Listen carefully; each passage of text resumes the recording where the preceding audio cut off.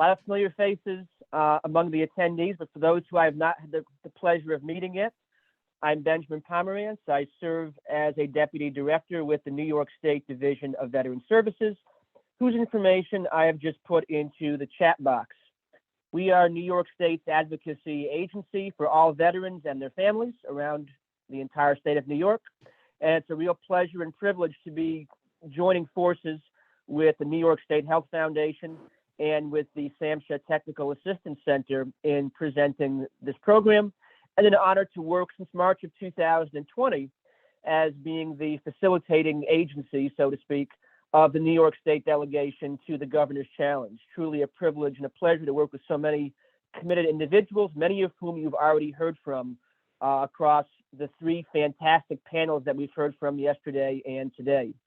A lot of things to unpack here, a lot of important insights, and we're looking forward to another panel here looking at a topic that might seem at first to be kind of a surprise of what exactly are a bunch of lawyers doing here in the Suicide Prevention Conference. And I'll take you back as a starting point to March of 2020. March of 2020 was the first time that our state's Governor's Challenge delegation met. This was back when in-person meetings happened and we didn't wear masks and didn't think anything of it, right? It was just on the cusp of the world being about to change. And I recall sitting in that room on the 17th floor of Agency Building 2 in Albany, New York, feeling a little bit odd and uncomfortable and saying, what am I doing here? I mean, obviously the issue is important, obviously a topic about which I'm passionate, have concerns, have had, unfortunately, personal experience, but what exactly can I as a lawyer do in this room full of people who have expertise in areas like clinical mental health specialties to actually make an impact here? And that's what brings us to this panel this morning, because we have with us three of the greats, three of the wonderful veterans law attorneys in New York State who kick down doors and cut through red tape and connect veterans with what they have earned in terms of benefits and services. And we're going to hear from them, and I'll add a few things as well, about where exactly legal services and where exactly access to justice fits into this spectrum of the conversations that we've had over the last couple of days around developing a community-based and state-based suicide prevention approach. So I want to start by giving our three panelists here a chance to introduce themselves and talk a bit about their work. So we'll go in alphabetical order by first name to start off with. So Beth, let's begin with you. Can you please introduce yourself and tell us a bit about the work that you do? Sure. Good morning, everyone. Thanks so much, Ben. Thanks for having us today. Really an honor and proud to be among this group. My name is Beth Cabala. I'm joining you today from Syracuse University. I direct the Veterans Legal Clinic here at the Syracuse University College of Law. We work with student attorneys to assist clients with their benefits. We mainly focus on VA benefits and discharge upgrades. My personal background, I'm a retired Army JAG officer. So I have a lot of experience seeing the process from one perspective in uniform, and then dealing with the processes that often result from an individual's service. Finding ways to navigate how to help people who might have left the service in a situation that is less than honorable, and how to connect them with their medical care and benefits that they rightly deserve. Fantastic, Beth. Coco. Hi, I'm Coco Culhane. I run the Veteran Advocacy Project. We are legal services for low-income veterans and their families, and in New York City. And we focus on working with veterans who have experienced trauma or have mental health conditions. And we do a lot of veterans law, so discharge upgrades and access to the VA, character of discharge determinations. And then we do, our civil practice is mostly housing-based, working with SSVFs, homelessness prevention. And then we also have a criminal practice that is mostly capital defense around the country for veterans, doing mitigation. And yeah, I'll leave it at that for now. Fantastic. Last but never least, Pete Kempner. Thanks, Ben. So I'm Kempner. I am the legal director at Volunteers of Legal Service, where amongst the many projects that I oversee is our Veterans Initiative. And our Veterans Initiative actually focuses on older veterans and ensuring that they have access to life planning services. So we do wills, powers of attorney, healthcare proxies, other advanced directives for older veterans. And we also have a housing practice as well, focusing on older veterans also. My background, I've been a legal services attorney for over 20 years. The last decade of that, I have practiced in the veteran space. And so prior to coming to Volunteers of Legal Service, I created and ran the Veterans Justice Project at Brooklyn Legal Services and worked across our offices at Legal Services NYC. And that focus was actually very much largely focused on eviction prevention for veterans. And also access to non-VA benefits, so Social Security, public assistance, and other benefits as well. And I also created and co-teach the Veterans Justice Clinic at New York Law School, and I've done that for the last 7 years. Fantastic. Well, thank you for the work that all three of you do, first and foremost. Truly life-changing work in your respective areas of practice for those who have served our country and for their families as well. So let me ask you the question that was plaguing me in that upstairs room in March of 2020. What exactly can attorneys do in this spectrum of suicide prevention? When we're thinking about suicide prevention strategies, where does access to justice fit into that conversation? And what roles can these issues around access to justice play in the broader context of suicide prevention and mental health? And let's go in reverse order this time. Pete, I'll start with you.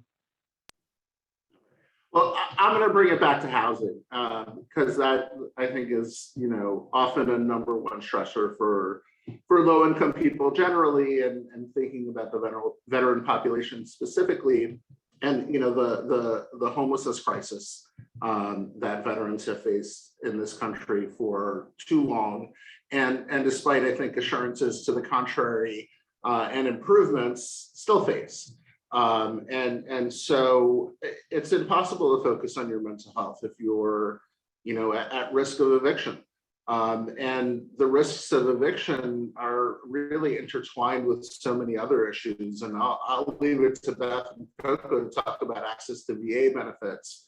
But frankly, housing insecurity is often tied to income insecurity, and income insecurity is tied to lack of access to benefits, especially for people who are disabled.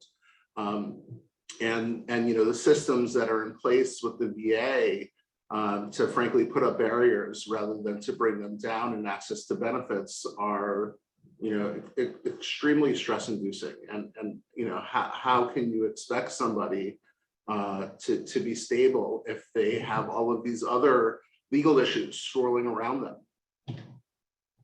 Absolutely. Yeah, important stuff for sure. We're going to come back to more about housing later on in our conversation this morning. But Coco, over to you in the work that you do. Where does this fit into this conversation about suicide prevention and mental health? So I think it's sort of two levels that are obviously interlocked. I mean, we see our job really very simply as removing barriers to veterans' access to healthcare. Just very simply, we want to remove any barrier to that therapist, to that psychiatrist, whomever's going to allow the veteran to recover. But I think taking a step back in terms of access to justice, it's really from a public health framework. Social determinants of health and suicide are intertwined. And when they look at the risk factors, I saw some study about, increasing minimum wage by $1 reduces suicide rates. So when you're talking about, that's sort of the link, I think, is access to justice, improving social determinants of health, reducing suicide. I think that's the connection for people wondering why we're all sitting here at this amazing conference. And so, there's a very direct, we want to remove any barrier to the VA because we know veterans fare better. And there's a massive net of resources. And so that's so much of our work. But the numbers about the percent of veterans who actually use the VA, low, right? And so we want to make that available. We know that that's not the be all end all. It's really more about all of these resources so that we can improve their social determinants of health, and all the different ways, housing, benefits, all of it. We're removing those barriers. And the last thing I'll just say is that the population that Beth and I serve in particular, the suicide rate amongst veterans with less than honorable discharges is almost 3 times that of other veterans. And you just, right there, I would say that's one of the reasons we would be sitting on this panel. For sure. Thank you, Coco. Beth, over to you for your thoughts. Thanks. I think the one thing I would add is often that barrier that you're facing, whether it's multiple or it's, one particular barrier that is just, you need to cross that hurdle, you need to change that OTH to open up some other doors. Often the way of tackling that barrier or, kicking down that door, Ben, is it may take someone with specialized expertise. It may take someone like a lawyer who has special training in writing a letter that has the proper types of advocacy. It may need, a lawyer who has expertise in a particular piece of legislation or working in a particular area. It just may be, a simple piece that helps open the door to access to all the other pieces that you need to kind of make your life whole and to minimize those suicide risks. So again, with all of us, it's having that niche, that little piece of expertise in a specific area that is often extremely helpful and allows another just subsequent pieces to fall into place. Thank you, Beth. That's great. And providing that service and providing that access becomes crucial, right, in the life of someone, be it a veteran or someone in their family who has been facing those barriers. There's 2 quick vignettes that come to mind that I'll share. One was back in my life before I joined the division as a law student. I founded Albany Law School's Veterans Rights Pro Bono Project. We were having one weekend of volunteer attorneys coming in and spending Saturdays in the law school, which was very generous of them. There's a few on this webinar here, so thank you to them for sticking with me for all this time. And there was one veteran, the very first day that we did this, who came in, and you could tell just sort of by observing this man that he was in a point of emotional crisis in his life, and seeing how he was acting and where he was at that place in his life before he went into the room to meet with an attorney who focused on tax law. And then seeing that man come back out of that room, it was a transformation, because all of a sudden he realized that this sort of Damocles in the tax area that had been hanging over his head for a long time was nowhere near as bad as he thought. And that was because he was able to sit down with an attorney, have the conversations, and develop a way forward, which he had never done before, because he said, I could never afford to walk into someone's office who was a lawyer and pay money to have this type of advice and assistance given to me. And seeing that transformation has stuck with me from that day forward, as far as this is the kind of work that lawyers can do. And this is why we're part of that conversation. But in the veterans benefit space, and I'm sure many of us have seen this, be it a disability compensation claim, be it a pension case, be it a discharge upgrade matter, be it a barrier to VA healthcare. Sometimes that fight for a veteran becomes all-consuming in a very challenging way. And I've been on the phone with veterans, I've been across the table with veterans, and I'm sure many of us have shared these experiences where they have been at that point of emotional crisis. And I'm so grateful, thinking back to yesterday's conversations, for tools like the Columbia Protocol that I'm able to use to get a better sense of where they are and to know when and how to make those referrals to the mental health clinical professionals, and to be able to have those difficult conversations. So that's an important part, I think, of the toolkit that we have as advocates, that even if we're not mental health clinicians ourselves, knowing those guess we can call them gatekeeper tools, if you will, like we heard about, particularly in the first panel yesterday. Certainly part and parcel of what we can and should utilize on behalf of the clients whom we're serving. So I want to dig down even deeper into these issues that are creating these barriers and causing access to justice challenges for veterans and their families. So in each of your respective areas of practice, what are some of those things? What are the most prevalent access to justice barriers that you see veterans and military families facing in the work that you do? And Beth, let's start with you. I'll start with a fairly simple one. Often going to the place you need to go to obtain the services you're seeking. And I think we all have seen how some of the upsides of COVID were making access to various services and offices more easy to navigate if you have a remote capability, if you're able to join like we are on Zoom, or if you're able to connect remotely with an office, that can be incredibly helpful. One thing that I really love about our clinic here at Syracuse, we are 2 buildings down from the Syracuse VA Medical Center. Something as easy as parking can ruin your day. If you get a parking spot in the Syracuse VA parking garage and you're able to then walk over to our office after your appointment, that's wonderful access. So simply having, that physical access to the resources you're seeking can often can be a source of stress for an individual. So I'll leave it at that.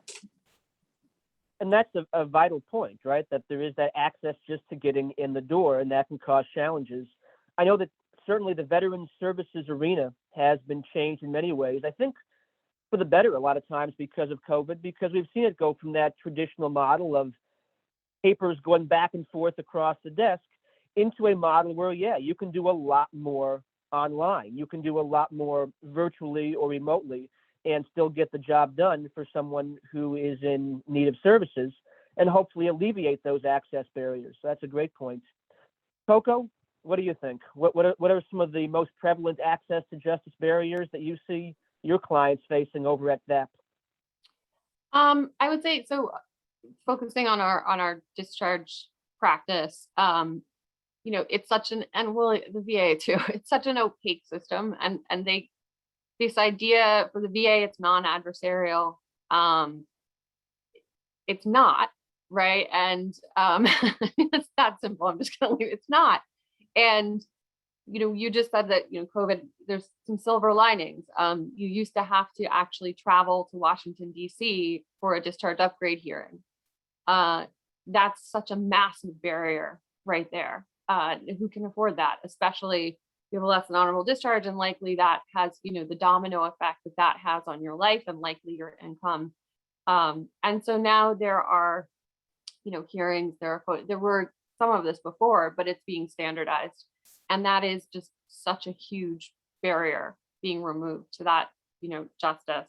So I think that's something, but I think all of these systems, the idea that you need to go find, like what Beth was saying about this niche expertise, that's an access to justice issue that you have to find. And there are so few attorneys that can provide that to you. That's a lack of access to justice, because, when there are wait lists and things like that to get assistance, those systems are not built for people to be able to actually navigate them.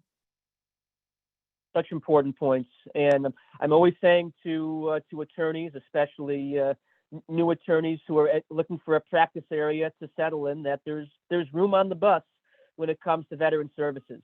There is a lot of veterans in the state, in this country, and many of them face the types of challenges that we're talking about here, and they need quality representation to get them where they need to be. You heard from Dr. Geraci yesterday about the challenges of transition, for example, right? From time in the military to civilian life. And part of those challenges often are legal challenges, and finding ways to connect that person to the right resources, the right services, and cutting through the mythology Coco used the word opaque. We're going to come back to that a little bit later on.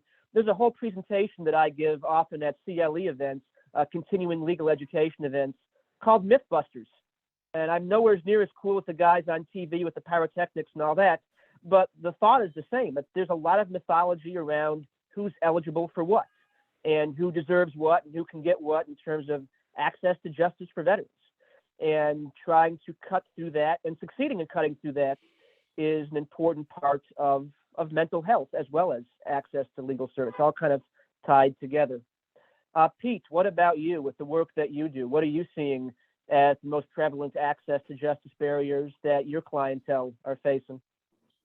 A couple of things come to mind, and actually your story about the veteran with the tax issue, it I think demonstrates that like there needs to be a recognition of what's a legal issue, right? Because maybe somebody who has a tax issue is like, okay, I need an accountant, I need this or that, and doesn't think that having a lawyer is where they need to go. And I know the same, actually for VA benefits, folks go to, the American Legion, VFW, and don't think to go to a lawyer's office for that. But then also within, speaking at least of the legal services community, but I think this is same for the private bar, is also frankly recognizing that we need to be screening for military service in our practices. And having that, not only cultural competency, but awareness of benefits access and unique challenges that veterans face to be infused into our practice. Because not everybody has to be in that niche of, representing somebody before the VA.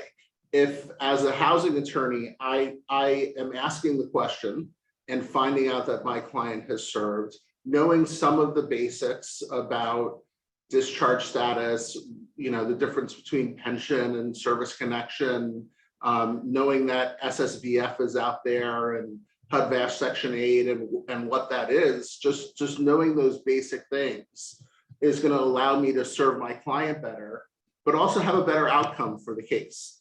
And then hopefully then leading to a better outcome in the person's life, and then tying back to the suicide prevention piece.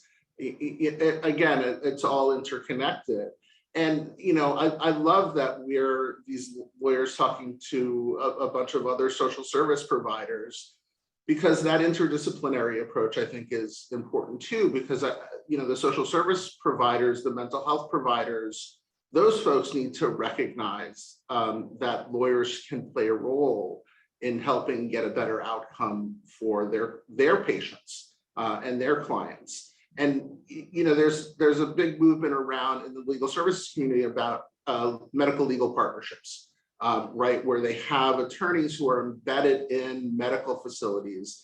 And a lot of this was actually started around children with asthma, because these kids in low-income communities were living in buildings that had mold infestations and mice and roaches and all of these things that were causing respiratory problems for their patients. And the doctors recognized, well, if I could get a lawyer involved and they could sue the landlord and force them to make repairs, then I'm going to have a better health outcome for my patients.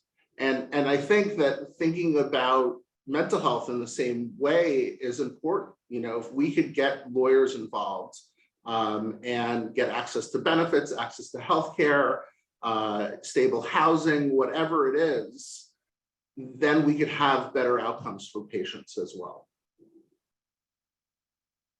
Great, thank you, Pete.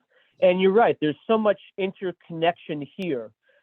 Just in the course of these couple of days, right, you talked about asking the question and making that part of your intake process for legal providers and really anybody. And we heard that yesterday from Michelle Cleary on the second panel, talking about the importance of have you served and making that a part of what you do. And then also not just asking the question, but knowing what happens next when the respondent says, yes, I am, and knowing the resources in your backyard.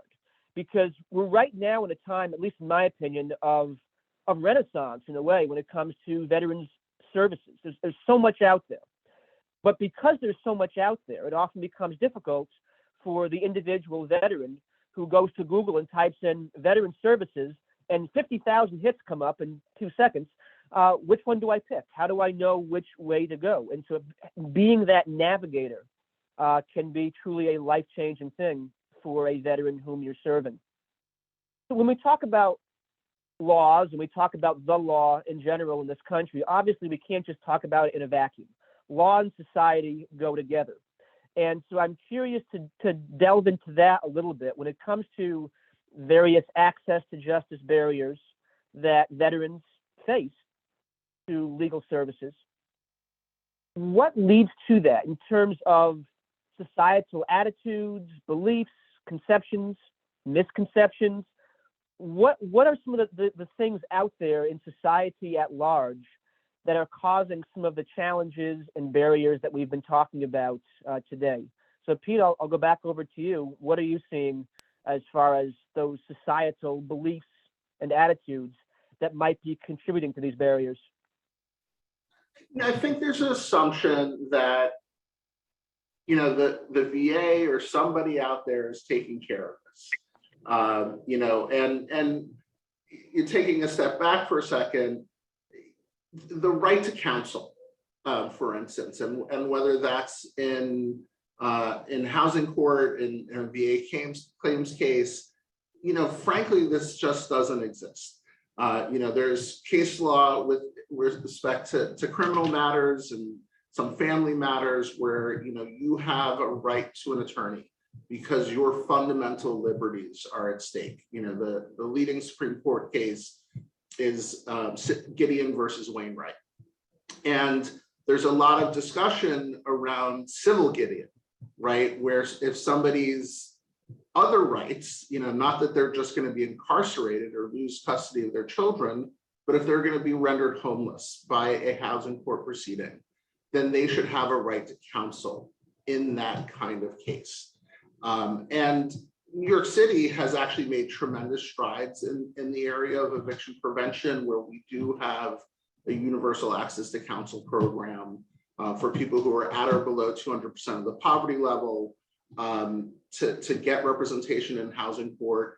But, you know, in that kind of case, what happens to 100% service-connected disabled veteran who's at 300% of the federal poverty level? They're cut out of that program, but, you know, they're also at risk of homelessness. And, you know, frankly, and not to get into a discussion of the deserving versus the undeserving poor, but these are, you know, folks who sacrifice the most in service to their country, and they should be at the front of the line, frankly, to get counsel. And people should not have to go before the VA in seeking a claim without the assistance of counsel, and in so many areas. And so I think the perception that, you know, there are structures and programs and the government are there to help and protect our veterans is a huge myth.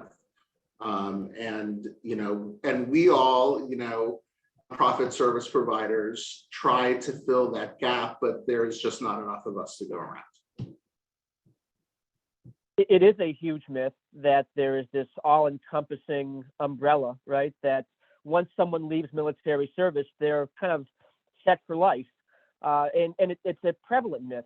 I had an attorney early on when I began working for the division, an attorney outside of the veterans law field, say to me, what exactly do you do there? Because when the veteran leaves the military, the federal government takes care of everything for the rest of their life. So what exactly do you do? And so we had a long conversation about where that myth comes into practice, and the limits to where those services may be. So definitely an important point there. Coco, in the work that you're doing at Veteran Advocacy Project, you and your colleagues, what are some of the issues that you're seeing as far as the various ways that society approaches these different issues that you're dealing with? I would say the biggest myth is justice. You know, this idea that, and not trying to be cynical at all, this idea though that somebody with a less than honorable discharge has had their day in court, you know, or this idea that this person had their shot, they blew it. This is, this word Pete used, deserving, right? That this person is no longer deserving. And I think it actually, it falls in different ways. With the civilian population, there's often a misunderstanding, and they're thinking of like, oh, this person, killed someone or whatever, because they have an other than honorable. And they, and everybody just sort of, it's honorable or dishonorable. And it's actually really fun when you're doing a training to let people know that, having an affair is, that's a crime in the military. Like, it's just good to look around the room and see the eyes pop out. So basically, I think there's a real lack of understanding about what is a less than honorable discharge, how much, how completely arbitrary it may be because of racism, because of sexism, because of, the variables, like all of the research that's coming out, Black men being disciplined at twice the rate of their white counterparts, right? That all has an effect. So when I say that this idea of justice is the biggest myth, that's what I mean. And, the statistic that I just hold on to and just cannot believe is that 62% of misconduct discharges in a 4-year period, the individuals had already been diagnosed with PTSD. So to me, that's just the clearest indicator we're just punishing mental illness or mental injury. So that's, the myth is that this is somehow like someone's had their day in court and this is fair. And we find it, so I spoke about the civilians, and we find it even among veterans, when we're working, pitching pro bono. And when people start to just learn a little bit about like, well, actually, not everyone had your experience, you had a great command, so there's a lot of education to be done, for sure. There is, and I think that certainly is one of those myths that's out there, is if you have a character of discharge lower than honorable, you did something that was mad, bad, and dangerous, and you deserved whatever you got. And I've heard that, again, going back to my entry into this work as a law student, that, well, why do you have a section of your pro bono days at Albany Law School for discharge upgrades? Those are the bad people. Those are the bad veterans. And when you delve into these cases, you start realizing just how wrong that assumption and that conception so often is. Doesn't mean that there aren't people out there who received a less than honorable discharge for rightful reasons. That certainly happens. There are people who got an OTH or lower, and they absolutely deserved it. But there are so many who didn't. And those are individuals where justice, unfortunately, winds up getting delayed and denied for extremely long periods of time, and sometimes for their entire lives. And the work that you're doing with that is helping to correct that, as is the work that you're doing, Beth, over at Syracuse University College of Law. So what are you seeing? What are you hearing? What are you sensing as far as societal attitudes, beliefs, misconceptions that you're running into, you and your colleagues at Syracuse, when it comes to these issues? I think I just can't help but emphasize again what was raised earlier by Pete, this perception that that a veteran can navigate this process themselves. And Coco mentioned it too.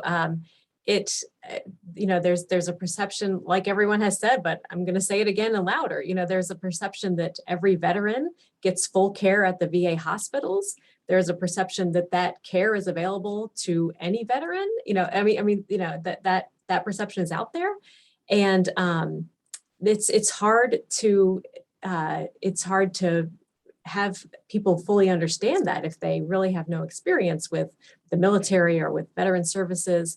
And then you add on to that, I believe, the perception that the VA perpetuates that these procedures should be easy for a veteran to navigate themselves. Simply go to our website, download a form. Lately, we have just seen a host of widows who have been informed, you may apply for VA benefits since you're the widow of a veteran. And what does that really mean? Oh my goodness, a number of things have to be aligned for benefits to really accrue to a widow.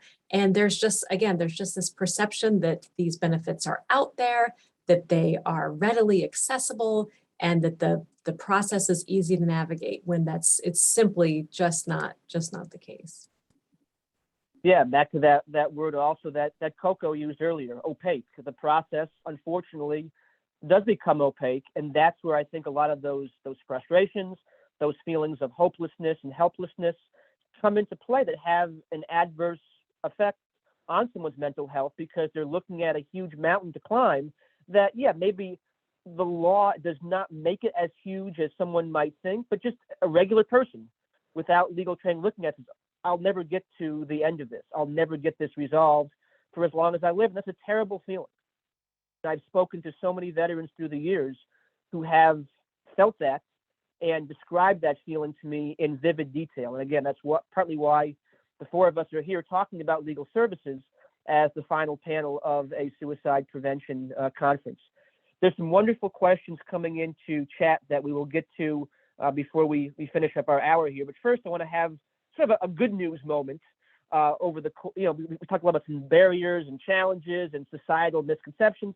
Let's share some good news in terms of legal tools, statutes, regulations, policies, and so on that exist that in our respective areas of practice we're able to use to help cut through that red tape and cut through that opaqueness and hopefully get veterans and their families access to the benefits, the services, the resources that they've earned by virtue of their service. What are some things that might be flying below the radar, perhaps, that veterans might not know about, that are there and that you can utilize as legal tools on their behalf? Beth, I'll start with you. So your average veteran on the street may have no idea into all of the various processes that are involved in a discharge upgrade, and about how many different organizations are out there looking out for the rights of veterans through that process. There have been some recent court cases. There have been there's been a lot of publicity. There's been a lot of focus on this notion of, veterans with improper, unfair discharges. So I think behind the scenes, it's really refreshing to see our colleagues at other veterans legal clinics, bringing suit against the services. And then it's also nice to see that the services themselves are often changing the way that they handle these appeals in a way that'll hopefully give veterans more opportunities and more consideration. So it's nice to know that, there are other entities that are involved in that higher level of, looking for legislative change and looking to make things easier. I think that the discharge upgrade process, while still difficult, is probably a little bit better now than it was a number of years ago. And the more that we are able to advocate for veterans in that process, the more change I think that we'll see, and more change for the better. Great, thank you. Coco. So what was coming to mind for me is the rewrite of the regulation that governs the character of discharge determination with the VA. So it's sort of like the VA's waiver, their own discharge, like their own upgrade. And I was just thinking about when I started this work, we had a lot of Vietnam veterans with less than honorable discharges who really wanted HUD-VASH vouchers. And at the time, the character of discharge process with the VA, the adjudication took over 3 years. And so we were like, well, let's go to the boards. And now it's sort of flipped. But essentially, the VA regulation as it is, there's not really a whole lot of way to argue through compelling circumstances, right? There's not a whole lot of humanity in the regulation, I'll put it that way. And the rewrite really does bring that in and brings in the reforms that Beth was talking about with DOD, so that a veteran has a chance to explain and to say, here's what I was going through. That's why this happened. Whereas before they basically had to argue the VA definition of an insanity case was often the only way if there was a mental health issue. So I'm very hopeful. I think that will make a really big difference in getting people those resources, things like voucher.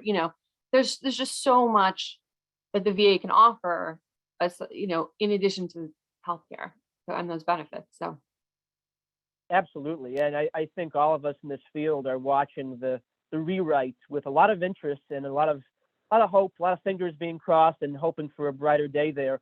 And just to underscore what we're talking about here, it's important that everyone's aware that it's not a situation where in every case to get access to VA benefits, a veteran with, say, for example, an OTH discharge has to go out and wait to get a discharge upgrade to get access to those benefits. A lot of times people think that, and that's not the case. Just like you've heard from Coco and from Beth, there are other pathways you can pursue. Coco?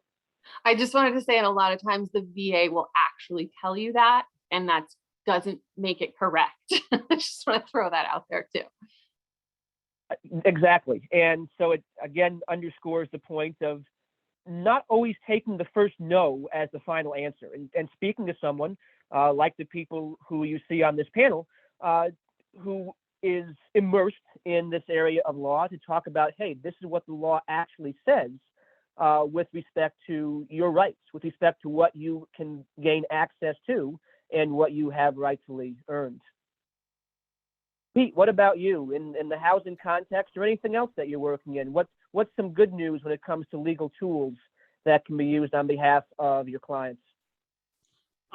So as much as I say this, homelessness, the veterans homelessness crisis is an ongoing crisis.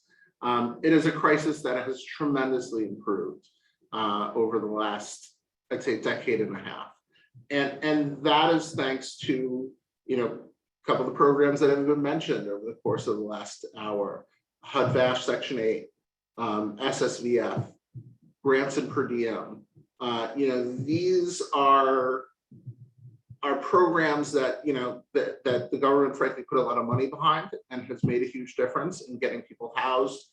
Thinking about a housing first model where you get people housed first, and then we deal with access to benefits and mental health care and employment and all those things, because you can't do those things from the street or from the shelter. And then also there are great programs with respect to veterans' preferences for housing, for civil service jobs, for licenses, to give people kind of a helping hand, to give them, a little bit of a head start that they deserve because of their service. And in a lot of ways, especially SSVF, HUD-VASH, a lot of non-veterans attorneys look at these things and they're like, I wish I had those things for my clients, right? Like, it is unbelievable, the resources that are out there. I mean, they're insufficient. There are problems with them, but they are so much better than what other people have. And in a lot of ways, they could be used as a model. What the VA has done could be used as a model for other communities, civilian communities that are struggling with homelessness and other issues. And so, that's a bit of good news in this. We've come a long way. We have more, ground to cover, but there are some fantastic tools in place. For sure. And I see in chat the comment here from Richard Cruz talking about most of our clients need the most help in finding either stable housing or employment. And the good news story there is there are laws, both federal laws and state laws, that potentially, depending on each client's individual situation, could be leveraged on their behalf by virtue of the fact that they are a veteran. Which circles back to the point that Pete made about asking that question and making certain you realize that that client across the table from you is someone who has served. Pete? Yeah, and the laws are only as good as them being enforced, right? So it's fantastic that we have protections for militaries for uniform service in the New York State human rights law. But if there isn't access to counsel in order to enforce those laws, then it's words on a piece of paper. Look, it's great if you have a HUD-VASH Section 8 voucher, but if no landlord's going to take it, then again, it's a piece of paper you're carrying around in your pocket. So it is about having the right laws, but it's also about having the right conditions on the ground and the right help to make sure that those laws are effective. For sure, yeah. And Pete, I want to stay with you for a second because one of the elephants in the room when it comes to legal services, veteran services, and life in general is the COVID-19 pandemic. And obviously, a lot of conversation going on about housing and landlord-tenant relationships and the like when it comes to housing for veterans and for the general population in this day and age.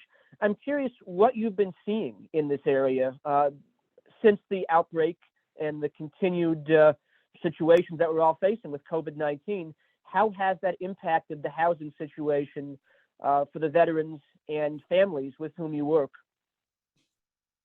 Well, the good news piece of it is that we have put off so many evictions in the state because of all the moratoriums, both on the federal level, and on the state level as well. The bad piece of that is that we've been kicking the can down the road. And so, just because nobody can get evicted now doesn't mean they're never going to get evicted. If people have lost employment and have not been able to make their rent, those arrears are still out there and they're not getting wiped out.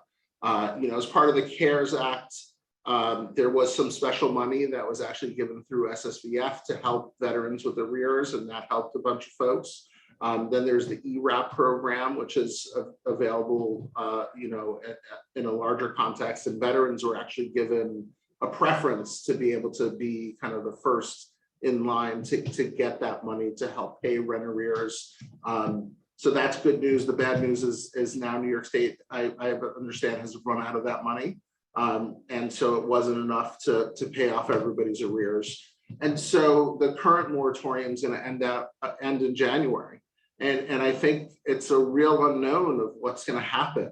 The courts have been, on and off closed and kind of ground to a halt and really jammed up with cases, and it's slowly reopening, but not completely.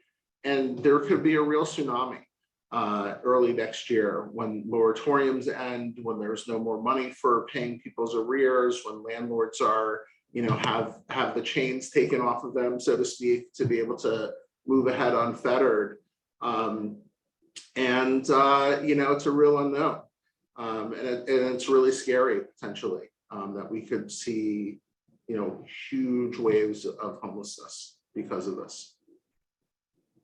Agreed. And this once again highlights that point. There's plenty of room on the bus when it comes to needing passionate, high quality advocates to work in these areas, because homelessness, like we saw in Richard Cruz's comment and many others who shared the same experience, this is one of the crucial issues. Not having a shelter can have deleterious impacts, understandably so, on someone's mental health and well-being. On the topic of healthcare, Coco, I want to come back to you. You've mentioned a couple of times about connecting veterans with healthcare. And a lot of times, veterans who have so-called bad paper discharges live with the belief, and sometimes are even told by other veterans, hey, you don't qualify for anything because your character of discharge is too low. You messed up in some horrible way, and so therefore you're out in the cold. What's the reality of that situation? What does the law tell us about access to health care for these veterans? Do you want me to just kind of go through the actual discharge? So Yeah.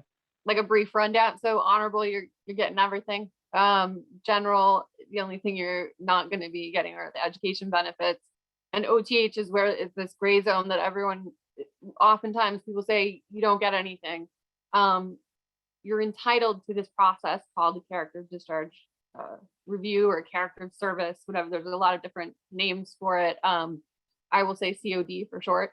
But there are all these other ways, right? So if you have an OTH and you served 100 days in combat, or you experienced MST, you can walk into any VA. I mean, basically, whatever your situation, you can walk into any VA and receive mental health care. That's the that's the message that I think we should all be putting out there.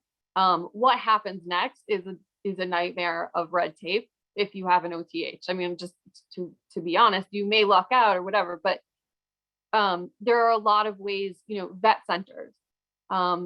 If there are all these ways the VA actually has improved so much over the years where they're trying to actually open the doors and say, come in. But with that OTH, there are certain bars that you're not going, if you received a general court martial, things like that, they're not going to actually let you in and provide healthcare.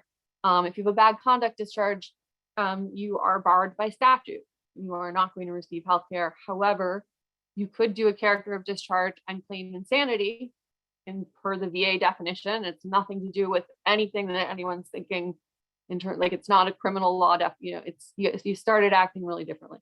So there, like, it's almost, I feel like I'm just sort of spewing words out right now and I'm not even being helpful, but maybe that actually gives you a sense of you need an advocate to get you through this and to help you navigate this and try to actually, because you can absolutely receive services if you have an OTH. You just need to know what the bars are and how to zigzag around them and how to present the evidence, because it's not going to be in your official military personnel file. And that's what the VA is going to look at. You have to go get the evidence that's not there and give it to the VA. That's the problem. Because how many people have someone who can go get that evidence for them? And so the mental health condition is the reason the person needs the care. It's the reason they got barred from the care. It's like this horrible catch-22. But the VA, has been taking steps to remove those barriers, and hopefully, we're getting closer to really, truly, like, the door is always open.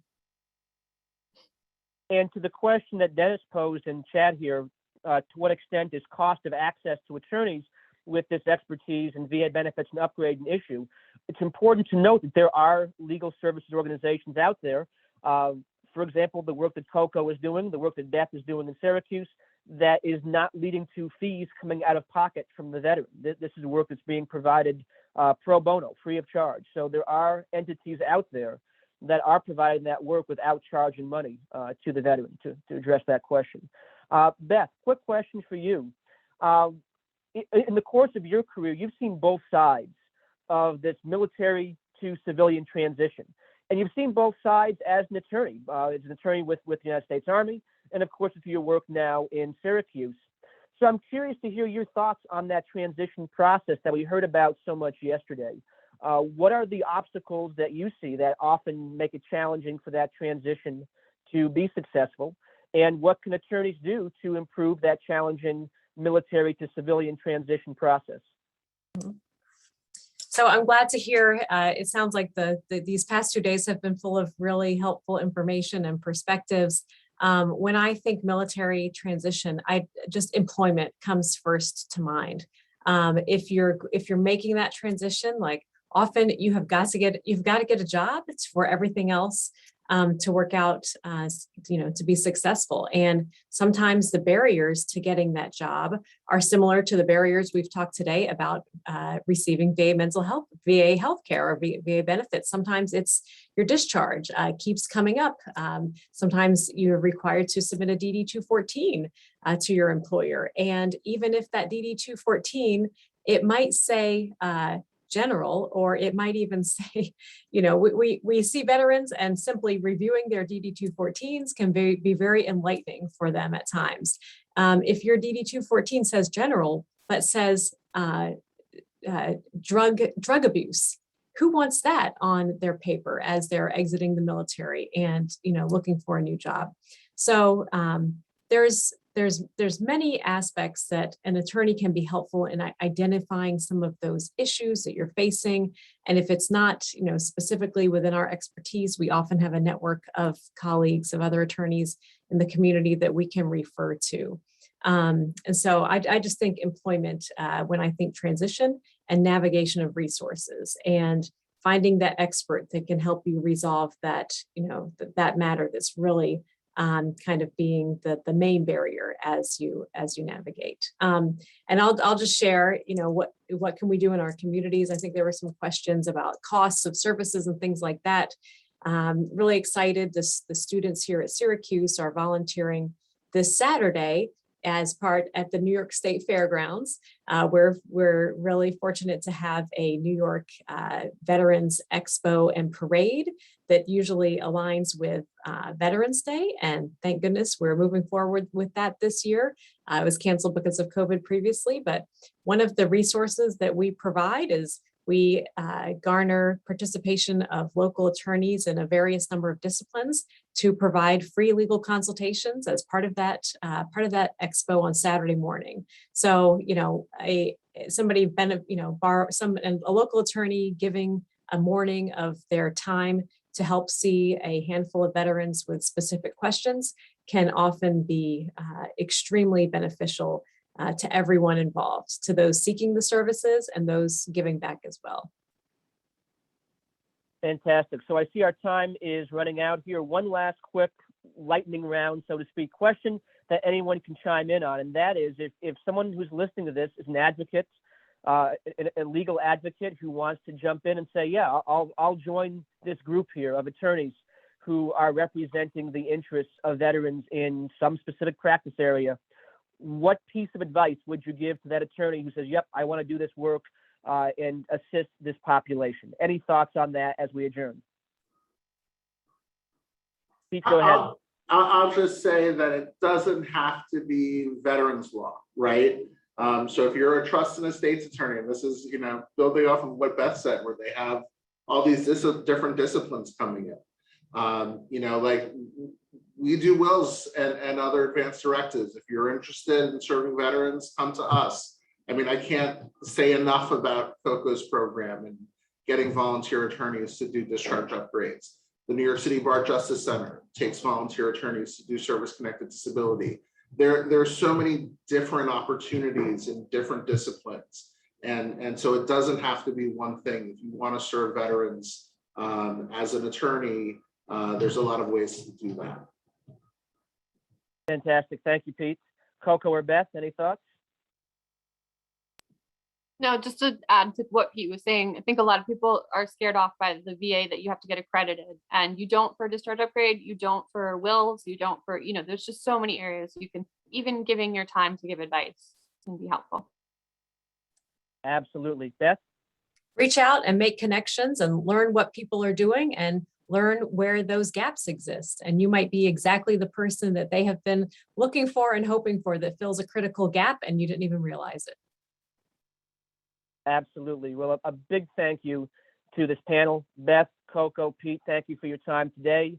Thank you for the work that you do every day. And I want to end with a one-sentence quote that comes from the report that just came out from the White House on the issue that we've been talking about for these last 2 days, the suicide prevention in the veteran and military communities. And the quote is, "Suicide is a complex problem with no single cause and no single solution." What does that mean? It means that each one of us here, each one of us on this panel, each one of us who has been attending this conference, each one of us on the previous panels is part of that solution. And whatever your area of work is, whatever your area of focus is, whatever your area of passion is, you can do something. Whatever it is, doesn't matter, but you can do something within that area to be part of that overarching solution in this critical topic that we've been talking about for these past couple of days. So hopefully this has been a call to action for any and all of us to find that niche where we can help, we can make a difference, and by that work, we can save lives.